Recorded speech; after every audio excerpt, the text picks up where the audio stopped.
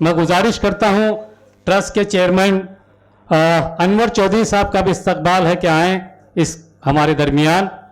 मैं गुजारिश करता हूं प्रिंसिपल मोहम्मद सोहेल लोखंडवाला साहब से, ट्रस्ट के चेयरमैन, कि आएँ अपने ख्यालात का इज़हार फरमाएं। इसके बाद मुशावरा बराह रास्त इंशाअल्लाह। रसूल करीम अम्मा बाद औज़ु बिल्लाहि मिनश शैतानिर रजीम बिस्मिल्लाहिर रहमानिर रहीम कुंतुम खैरा उम्मतिन उखरिजत लिन्नास तामरूना बिल मारूफ व तनहुना अनिल मुनकर व तुमिनूना बिल्लाह।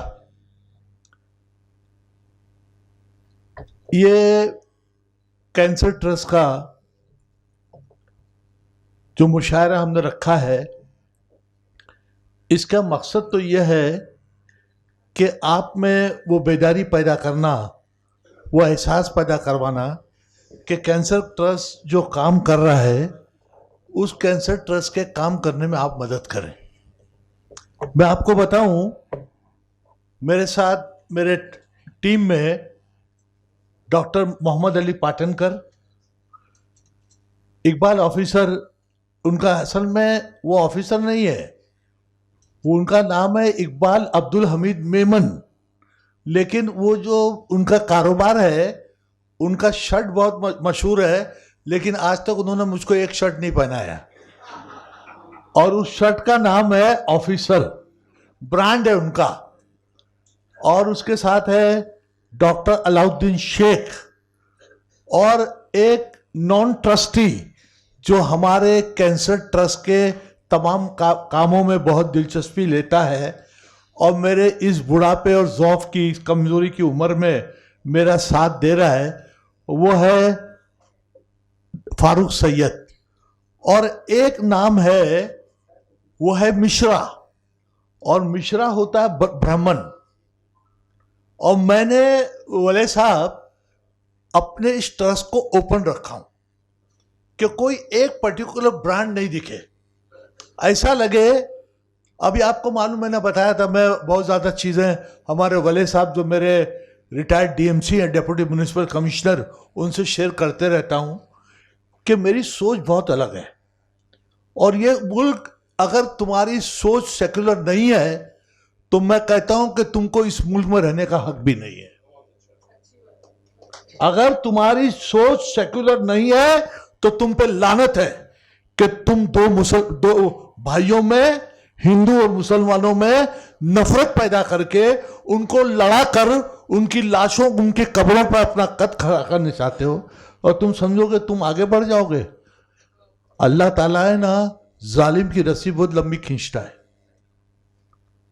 तो बेचारा जो मजलूम होता है वो बोलता है यार ये इसको कुछ नहीं हो रहा है। अरे उस वक्त जब उसका नंबर लगेगा ना तो पूरी दुनिया इबरत हासिल करेगी। आज वले, राजेंद्र वले ब्राह्मण है, पूछो उनको, मिश्रा ब्राह्मण है, लेकिन आज तक मिश्रा ने और वले ने कभी मेरे को ये नहीं बोला कि सोहेल लोखंडवाला तू नमाज क्यों पढ़ता है, या मैंने मिश्रा को और वले को ये नहीं बोला कि वले साहब आप मंदिर में क्यों जाते हो, तुम हिंदू हो, तुम्हारा अपना मजहब तुमको पालने का या उसकी वो करने का पूरा हक है। मैं मुसलमान हूं, मुझको नमाज पढ़ने का, मेरे इबादत, अल्लाह की इबादत करने का हक है। और वले साहब तो बहुत होशियार आदमी है, उसने तो एक सरदार जी को भी पकड़ कर लेके आए। और मैं बोला भाई, उर्दू में, उर्दू जो मुसलमान शोरा हैं या राइटर्स हैं या मुसन्निफ हैं, उनका तो कंट्रीब्यूशन है, लेकिन सबसे ज्यादा कंट्रीब्यूशन नॉर्थ में पंजाबियों का है और हिंदू पंजाबियों का है। और मुझको याद आ रहा है अपा, फातिमा अपा, मैं जब 10वीं जमात में था तो एक सबक था, एक आम हिंदुस्तानी की जहनियत और सीरत, किसने लिखा था मालूम है? कन्हैया लाल कपूर ने। ये कभी की बात कर रहा हूं, 55 साल पहले की, जब मैं 10वीं जमात में था। एक आम हिंदुस्तानी की जहनियत और सीरत, उसका राइटर था, मुसन्निफ था कन्हैया लाल कपूर। बहरहाल आज का ये मकसद है, और सबसे बड़ा मेरा मोहसिन है यहां यूसुफ अबरानी, सबसे बड़ा मोहसिन मेरा है यूसुफ अबरानी। ये मेरा 40 साल पुराना दोस्त है।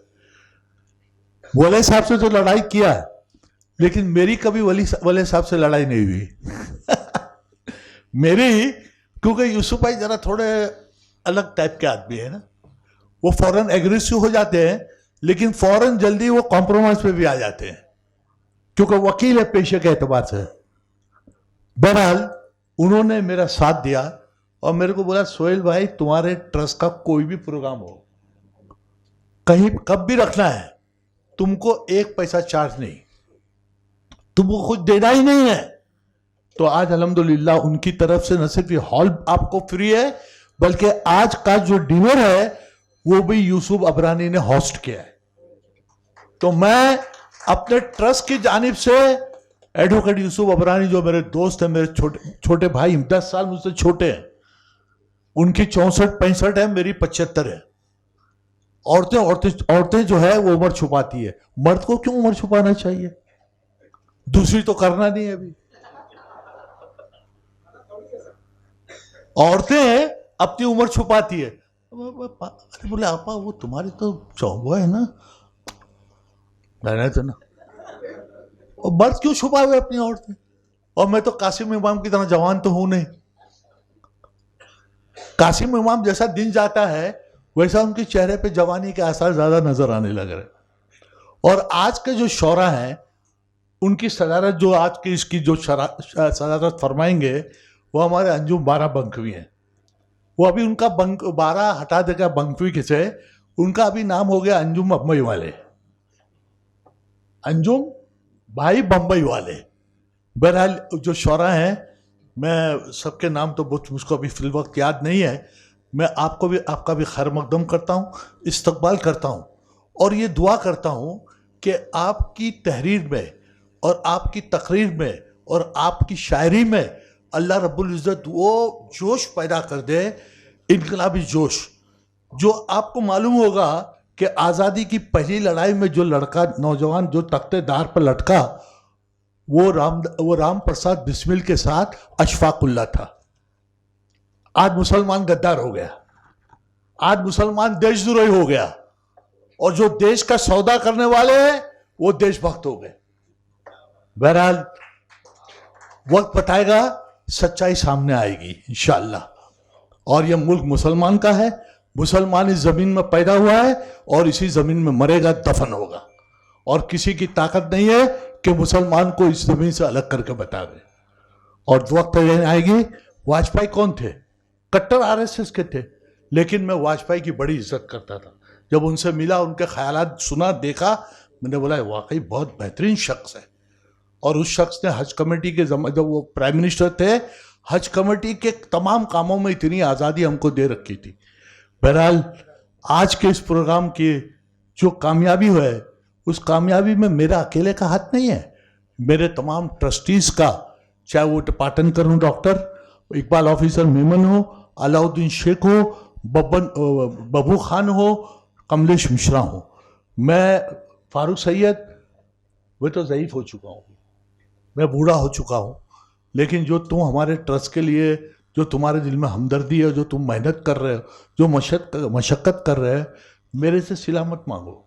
खुदा की कसम, अल्लाह रब्बुल इज़्ज़त की ज़ात गयूर है, गैरत वाली है, ऐसा सिला देगा कि तुम्हारे वारे नहीं आ रहे हो।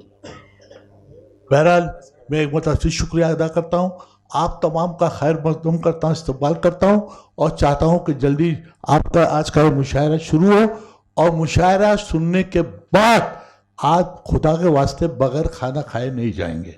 खुदा हाफिज़, शुक्रिया।